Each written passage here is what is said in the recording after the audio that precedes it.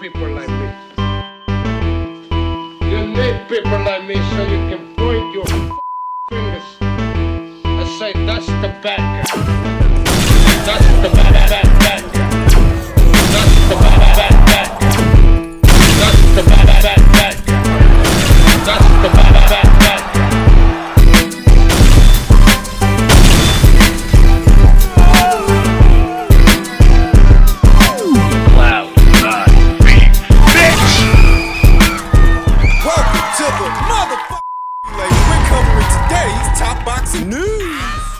Okay, and now it's time for our continued coverage of all this past weekend's action on the undercard of Murtazaliev versus Kelly. The Golden Turk returned to action to defend her newly obtained IBF title opposite the ring Aussie, Taylor Jensen, who did little more than create space, move around to keep distance between herself and Alif Tan as she was coming on, because she was coming on strong, as she normally does. You'll recall the day before, I said that Alif Tan, for me, as dangerous as she is, she doesn't quite pass the sniff test. That the same thing that makes her such a heavy-handed puncher is the same thing that makes her such a flawed fighter. She's trying for punches long before she's in position to land them, then following up with more punches until eventually something lands. It's boxing's equivalent of throwing shit at a wall, hoping something sticks. It's a sheer lack of technique is what it is. As heavy-handed and dangerous as she is, she can be outmaneuvered. She can be outboxed, and I believe we got a glimpse of that yesterday. It won't be easy. Moments in the fight where Alif Tan actually does connect with a punch. Whenever she did, she visibly hurt Taylor Jensen as soon as she made contact, putting her whole body into the shot. She hurt her a couple of times, but was unable to finish her because she was too frenzied, falling too deep in the pocket, smothering her own work. Frenzied. No technique, no setups, no semblance of a jab, just haymaker after haymaker. Doesn't pass the sniff test. So I acknowledge that she packs a big enough wallop that she could theoretically knock out Terry Harper, who's been knocked out before. She could theoretically knock out Stephanie Han, who's been knocked down before. If she lands on Caroline Dubois, like she landed on Beatrice Ferreira, in theory, she could probably stop her too, but that's tantamount to giving Alif Tan a puncher's chance. That's what she walks into every fight with, a puncher's chance. I would say that she's the equivalent of the female Deontay Wilder with a better resume, because she has quickly amassed a string of quality wins over Shauna Brown, Rima Ayadi, Beatrice Ferreira, all on the road, all as the away fighter. She deserves credit for that. Whatever she's doing, it's working. But what she's doing is the kind of thing that works up until it doesn't. At some point, you're going to find somebody that will outmaneuver you. So, congratulations to her. She got to retain her title. Activity is what won her the fight. Even if she was less than accurate, a lot of the time, because she was the one constantly coming forward, throwing punches and bunches, backing the other girl off. Activity is what won her the fight. That's how it happened. Her aggression, albeit flawed, was enough for her to outwork Taylor Jensen, that did little more than move around the ring, try to put distance between herself and Alif, not getting very much done in the process. Not landing very many scoring blows. Not doing much of anything. So with that, Alif Tan was able to win the fight and stay IBF lightweight champion. Congratulations to her. In the main event, we saw PBK, Pretty Boy Josh Kelly, unseat Baraou Murtazaliev as IBF champion and dispel his boogeyman aura, the bogeyman air that he had about him for the last 15 months. From the time that he plowed through Tim Kazoo till this past weekend. I didn't think Josh Kelly was going to do it. This is one prediction that I got wrong. I didn't think he had the punching power, the style, or the physical dimensions for the job. Getting it wrong oftentimes keeps boxing entertaining when things don't go the way you thought they would. Josh Kelly. He's dancing around Baraou Murtazaliev on the perimeter of the ring. As Baraou is coming forward, PBK would periodically interrupt him with the jab. Landing that jab all boiled down to speed and timing. That PBK was a bit faster than Baraou Murtazaliev, quicker to the draw, likely because Baraou hadn't fought in 15 months. Ring Ross! Get a jab out there, touch him with it. Maybe follow up with 2 or 3 punches, then get the hell out of Dodge. Josh Kelly fought the entire fight on the balls of his feet, moving around. Baraou Murtazaliev did his best to stalk him, try and walk him down, jab at him to bring other punches over, often missing. Why? The work from Baraou Murtazaliev was too monotonous and predictable. He'd try for a jab, bring a backhand over. Like a fucking robot, he just kept doing the same thing. Try for a jab, bring a backhand over. As many times as the backhand failed to connect, you would have thought he'd try something new, try something different, try to disguise it. Try for a jab, bring a backhand over. To the point where Josh Kelly knew what he was going to do, and he knew not to be there. If Baraou's throwing the jab, the backhand won't be far behind it. So why not disguise the backhand? Oh. Maybe you throw 2 jabs out there, 3 jabs out there before you let go of the backhand, or maybe you don't throw the backhand at all. Switch it up. So that he doesn't know when you're going to let go of that backhand. Maybe you throw a jab, 2 jabs, no backhand behind it, 3 jabs. Bring over a backhand, 1 jab. Then don't bring over a backhand. Switch it up, so he doesn't know when you're gonna let that punch go. Switch it up. The way Baraou did it, he made himself too predictable. Just 1-2 in this thing. First the 1, then the 2. To everyone's surprise, in the 4th round, Josh Kelly was able to score a knockdown off a quick counter. Didn't see that coming. Josh isn't known for power. I think it was Baraou trying for a backhand. Josh Kelly takes a half step back to get out of range of that punch, shoots a jab as Baraou is stepping in, off balance, connects with the jab.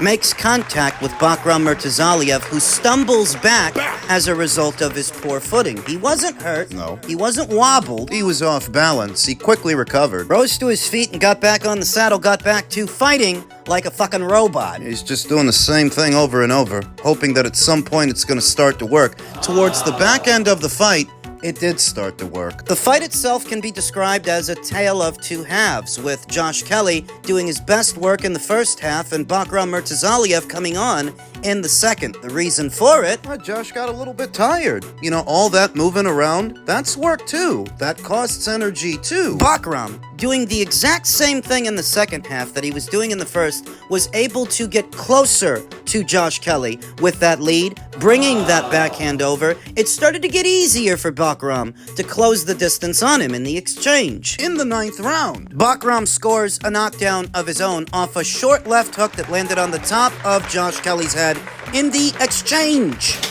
Not the currency exchange, but as they were trading punches mid-range to inside, Baraou Murtazaliev, still being the stronger puncher of the 2, put Josh Kelly down. Josh Kelly instinctively took time before rising to his feet to gather himself. That was smart. He didn't get up right away. He took his time. You see guys get knocked down, then pop right back up before they gather themselves, and a lot of the time, they're still hurt. They're still wobbly, whereas Josh took his time rising to his feet to make sure that when he does, he's got his wits about him. Now at this point, the fight's got a different complexion, and it feels like it's more up for grabs. Feels like it could be slipping away for Josh Kelly. Color! Josh ain't got the most entertaining style, but what made this fight entertaining is because at this point, both guys have scored a knockdown apiece, and the tide seemed to be turning for Baraou Murtazaliev. He's coming on. He's landing more of his punches. Josh looks tired. He didn't have the same pep in his step in the second half that he did in the first, though ultimately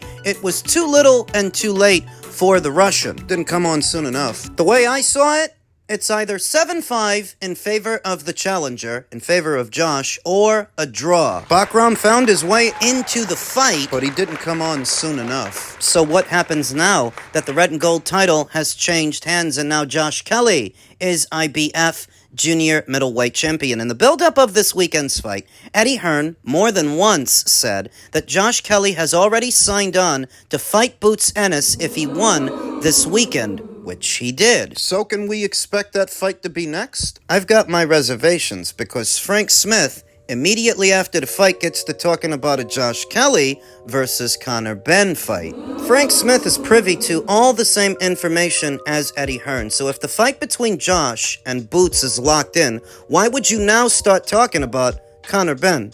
A Conor Benn fight? Because it's big, because in the UK you could sell it, and because for Josh, newly crowned IBF champion, a Conor Benn fight might be more winnable than a Boots Ennis fight. Because of common sense, Josh Kelly just became IBF champion against a difficult and dangerous opponent. Do you think he's in a hurry to fight another difficult and dangerous opponent? Fighting Conor Benn would be the lesser of two evils. Bigger in the UK. Don't get married to the idea that just because Eddie Hearn said Boots is next, Boots is next. He might not be. I think Josh Kelly, because of his amateur pedigree and because he was able to successfully work around a very big junior middleweight in Baraou Murtazaliev, he could theoretically outmaneuver Conor Benn. Conor might be the harder puncher of the two, but Baraou was the harder puncher of the two, and look at what happened to him. The same could happen, in theory, to Conor. If that turns out to be Josh Kelly's next fight. If it's not, and they stick to the plan, stick to their word, and Boots is next, you know that Josh could actually give Boots some problems too, because Boots' Achilles heel is movement, and that's what Josh Kelly does well. Use the ring. Move around. Movement. Boots looks his best against aggressive guys that are going to come to him throwing punches and bunches, and that ain't Josh. Nope. Boots would still be the favorite going in. He's thought of more highly than Baraou Murtazaliev. Not as limited, not as robotic. Makes for an interesting conversation. Could Josh Kelly make Boots look bad like Karen Chukadzian made Boots look bad both times they fought? Makes for an interesting conversation. And what becomes of the former champion now that he doesn't have a belt anymore? What becomes of Baraou Murtazaliev, one of the only remaining fighters fighting under the main event's banner, Kathy Duva? The guys at 154 weren't in any hurry to fight this guy when he had a belt, so they're not going to be in any hurry to fight him now that he doesn't have one. He can move up to 160. Do that. See about picking up one of the belts that Yanni Beck may end up vacating because of his failed VADA test. Do that. He can do that. Could take a while, though. He can do that. Or Kathy can just take him over to Zuffa with all the other castaways. Guys that already have 1 or 2 losses. Some guys who might be perceived as hot potatoes, fighters that nobody's in a hurry to fight, like Jai Opataya. Kathy can take him over to Zuffa for more immediate effect to get him back in the ring sooner. For a commission. Like the ones that Robert Garcia has been getting over there for funneling fighters over there. She can do that, get him on a regular schedule of fights, so it doesn't take a year and a day to get him back in the ring. She can do that. Good number of castaways have already found a home under the Zuffa boxing banner. It might not be a bad idea to take Baraou over there, not lose any time, get him back in the ring in a jiffy, and back in the winner's bracket. I don't think Zuffa has a junior middleweight division, but they do have middleweights. Callum Walsh used to fight at 154, but his last fight was at 160. It's just a suggestion. If things aren't working out in regular boxing, they can always make the move over to Zuffa. We'll see what happens, and congratulations to Josh Kelly for upsetting the apple cart and beating the odds. Elsewhere in the men's junior middleweight division, that wasn't the only title that changed hands yesterday. Champions Alif Baru and Xander Zas had their unification match in Puerto Rico, and as expected, Xander Zas was able to win a decisive points decision, to where at the end of the fight, you weren't left wondering who won. It was pretty clear it was Xander. How did he do it? By moving around. Not necessarily moving away from Alif Baru the way that Ioannis Tellez did, just creating space for the sake of creating space to exit the pocket, but instead working around Alif Baru, circling him and putting punches out there, keeping that lead in his face to blind him as he's trying to come forward. That's the difference. That's how Xander handled the pressure differently. He wasn't running from the pressure, he was moving around it, working around it, throwing punches out there, combinations. Being busy, connecting with scoring blows, all while moving. Circling. Alif Baru, being the persistent and durable pressure fighter that he is, he never stopped trying to apply pressure on Xander Zas, and in spots, he got through with some decent-looking punches of his own. Couple of right hands towards the tail end of the fight. Alif Baru never stopped coming forward. He never stopped coming after Xander Zas. And towards the tail end of the fight, after the pace has set in and Xander's a little bit tired, doesn't have the same pep in his step that he had in the early rounds, you started to see a lot more infighting. Both fighters trading punches in the pocket. Xander not moving as much, holding his feet, sitting on his shots. Abbas doing the same thing. That's the kind of fight that Abbas Baru wants. Phone booth fight. Pressure guys live for phone booth fighting, though by then it was too little and too late for the German slugger. Xander had already amassed a considerable lead. He was well ahead on his own home turf. He got the decision. To no one's surprise. I knew he could do it. What he lacks in power, he makes up for in other areas, in speed, combination punching, movement. He's an athletic fighter, coordinated. Even if he's not the strongest puncher, there are other ways to win a fight. The old saying goes, there is more than one way to skin a cat. Sure, but why would you want to skin a cat? The future of Top Rank being uncertain at this time, it's hard to know when we're going to see Xander Zas again and who against. I don't get the impression that his next fight will be a unification match, it being that Josh Kelly is tied to either a Conor Benn fight or a Boots Ennis fight. Sebastian Fundora is said to be facing Keith Thurman in a few months' time. Maybe Xander has a voluntary. The week of the Puerto Rican Day Parade, A voluntary title defense of his WBO and WBA titles before moving up, because I don't think Xander's going to be at this weight much longer. I think he's going to have a voluntary, then by year's end, make his way to the middleweight division. He's not going to lose time playing around with these guys at 154, doing the back and forth thing, the promotional politics thing.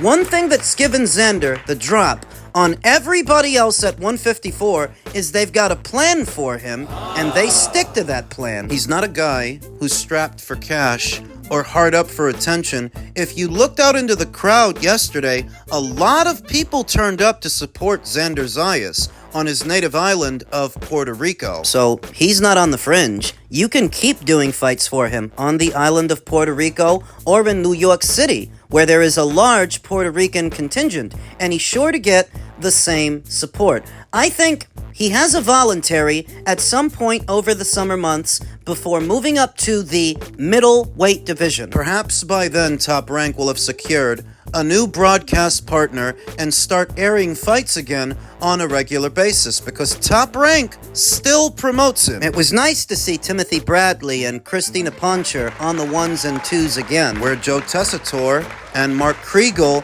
have crossed over to the Zuffa side of boxing. They're on the ones and twos over there. Got to see how much longer it takes Top Rank to get back on a regular schedule of fights. As far as Abbas Baru and what he should do now that he's no longer WBA champion, what I said about Bakram Murtazaliev also applies to Abbas Baru. He can move up to 160 after this. See about picking up one of the titles that Yanni Beck might have to vacate. Do that. He can do that, or he can go to Zuffa. Like so many other fighters are going to Zuffa. They can get him on a regular schedule of fights, put some money in his pocket, allow him to box on a big platform. Abbas Baru is a very entertaining and durable fighter to watch with a fan-friendly style you don't have to overthink or over-explain. So that's a move that he can make. We'll see.